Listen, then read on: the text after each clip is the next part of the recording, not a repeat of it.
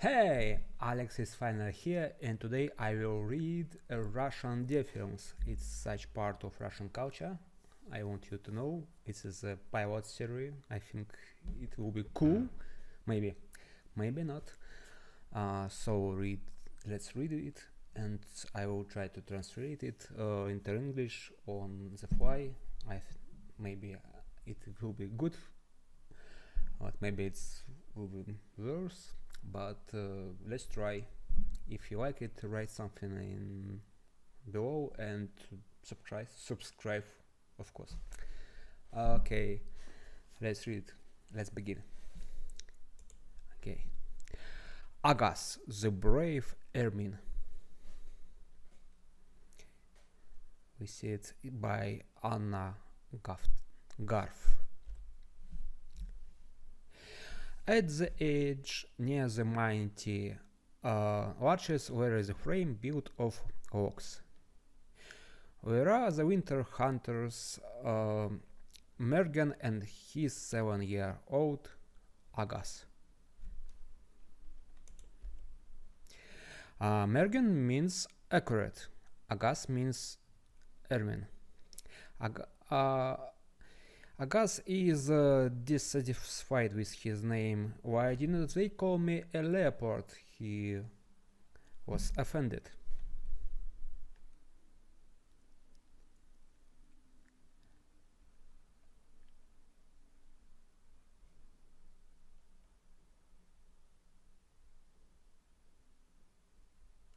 Or maybe a wolf, but it's not the name for me.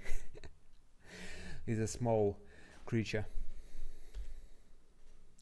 In autumn, Mergen and Agas did a good job. They went to taiga for firewood.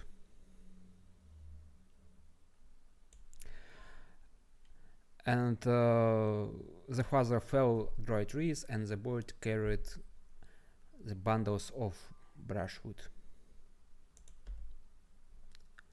But now the fire is dancing hot in the hearth, and if you look closely,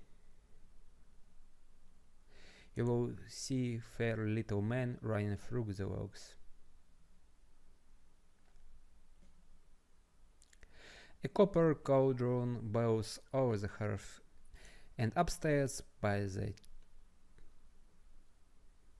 chimney fat meat is being smoked.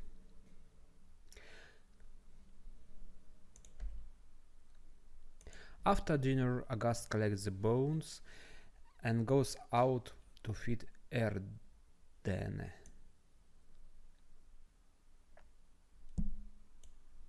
Erdene eats and grumbles. What if the boy wants to take her bone also? Woof goof, I won't let you.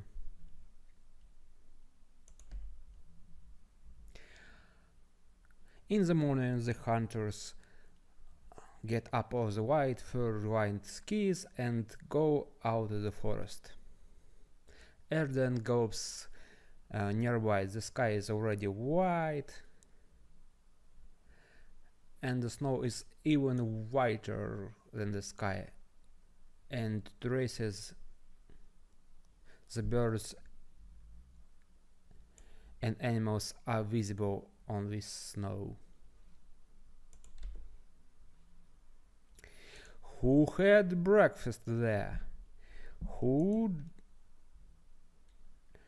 dropped the bomb? The big hunter asks the little one. Squirrel! Aye, son, the word must be accurate. Take a shot first, and then speak.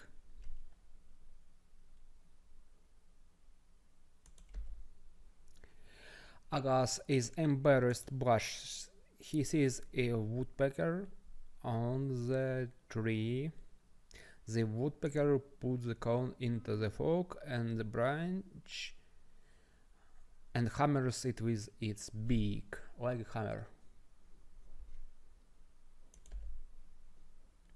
Look, son, the bump that the woodpecker was picking, does it really look like the bump the squirrel had been in the teeth of squirrel? Do you see how a squirrel carefully eats her own? The father knows the taiga. He sees a bird where no one can see it. He hears a beast where no one can see him. Erden also works. When the wolf barks, he notifies the hunters of the long-awaited prey. The father teaches a son how to alert the traps. If Agas does something wrong, the father does not scold him. He only says, "Next time you will do better, my son." And he will redo the work of his son, but by his own way. In severe frost, Mergen goes into the forest alone. He says to his son, "In the evening, tell us what guests visited us, what races they left." The boy does not want to hear in the evening, "Do you tell me better next time?" But oh, how difficult it is to read the traces of the winter traces. To remember anything. Here both mice and bears cling to the human home. And his is ermine. Agas now see how. Wait a minute. Yeah, okay. He's an ermine. Agas now sees how brave he is. His body is flexible. His paws, although short, are strong like a steel springs. And the ermine does not run, but jumps on a springy paws. He can jump to catch up with a fluttering bird and catch it on the fly. That's a strong creature. One day, the hunters returned home, saw that the meat was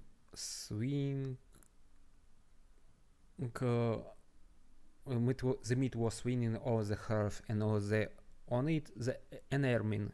He must have wanted to steal a piece.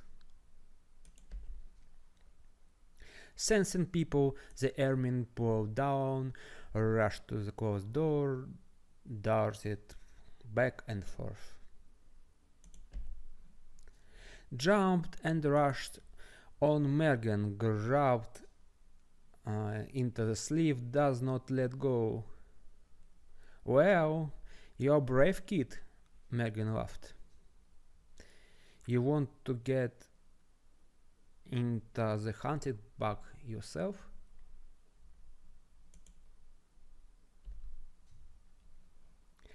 Agas felt sorry for the ermine and quietly, so that his father would not notice, he slightly opened the door. Ermine immediately darted into the gap.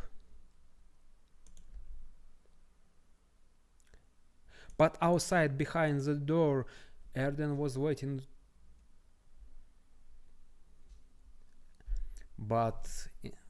Outside, behind the door, Erden was waiting for this brave creature.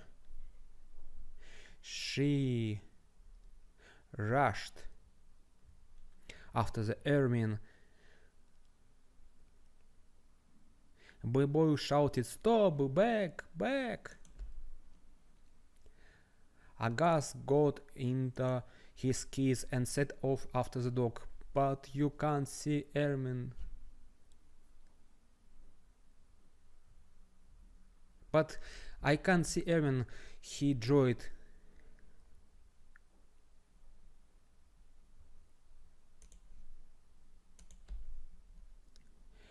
But then the tip of the nose, of the black nose, appeared from under the snow. The animals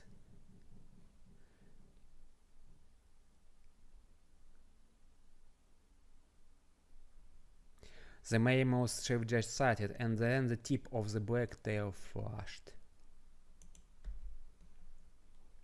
The dog took off again. You can't hide from it even after under the snow. But the ermine is not that fast, but it hides under the snow anyway. They jumped all out into a boat pay hill. Ermine hid it all inside. There is nowhere to go. Erden has already opened her red mouth. Her sharp fangs are shining. There is no salvation for the ermine. Then he suddenly turns around and grabs the dog's lip. Jaws clenched and hung. And a big, strict dog squealed in the thin puppy voice, and the tail between its legs rushed out of the forest. Only at the very edge of the forest, the ermine released the dog, fell into the snow and disappeared as it melted in the twilight. Mergen waited a long time for his son dinner, and without waiting left the house. Erden crawled up to him, weeping guilty. Where is Agas? What happened to him in the forest? Why did Erden leave him? The sky was already complete black. Mergen took a flashlight, got on his skis, and followed the tracks of children's skis, highlighted them with short flashes. Ski tracks, dog, paw prints, ermine, footprints. It was evident that the animal ran away from the chase. An ermine is not a wolf. Mergen reassured himself. He cannot run far. The trace of the dog ran back from the forest, but the trace of the ermine is not visible. Maybe the dog grabbed and carried it on its teeth, but there is no backtrack of the boy. Why didn't he come back? Lost? Broke his leg? The dog turned from here. This is a boat hill. This boat hill. You need to light a big fire. I need to light a big fire on the hill. The boy will see the light and come to it. Mergen sang a song. Maybe a boy will hear his voice. Father, father! The fine children's call reached the hunter. Mergen rushed to the call, and he saw Agas was barely walking towards him. Forgive me, father, that I lost Erden. I could not follow her.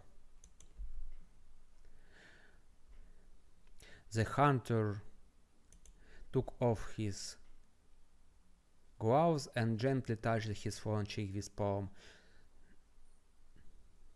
No, Dad, no! I didn't cry. It was tears that flowed themselves. My Agas, my ermine, I give you a new name. Agas diafilm, the brave ermine. You will now go to school in the fall, and we will write your name there, Agas diafilm.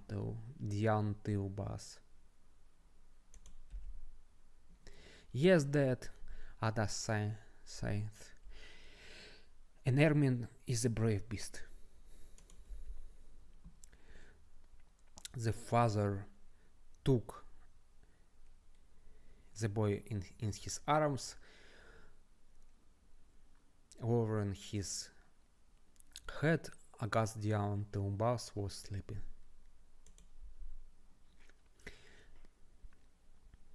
The young moon, thin and sharp like an axe blade, hung over the winter hut, but its light was so weak that the stars in the black sky did not dim it all. They burned brightly, foreshadowing frost. And a baby ermine, unnoticed by anyone, went out on his night hunt. The end. Phew, it was hard for me the first time. It's like 17 minutes. Oh, great. Okay, thanks for listening. Alex was here. Subscribe if you liked that. See you next time. There are more than 1,000 diafilms for me to read to you. Thanks again, and bye.